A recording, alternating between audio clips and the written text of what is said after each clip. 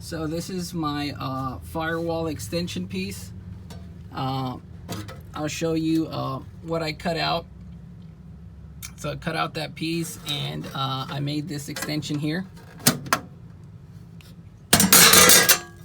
And so I fitted it up.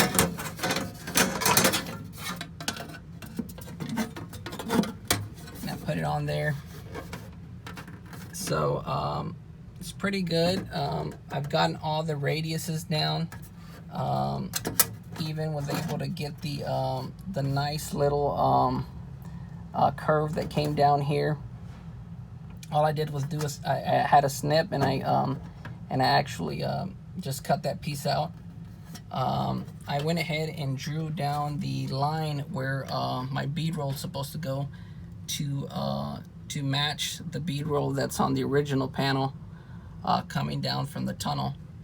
And so that's going to come all the way across where the red line is marked. And looks like I missed an extra little half an inch. I'll run that bead a little bit further down.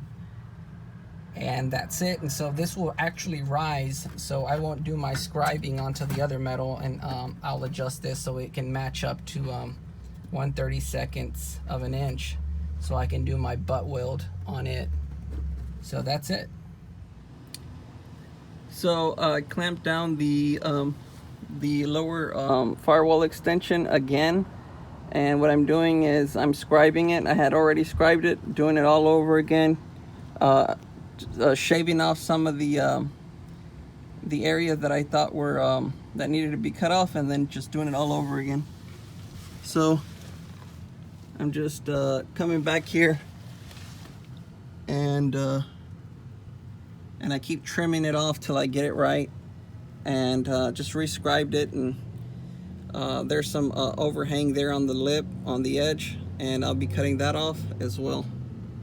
So just a lot of remeasuring, re-scribing till you get it right under, so you can be able to butt weld it at with the nice gap of 1/32, I believe, and that's it.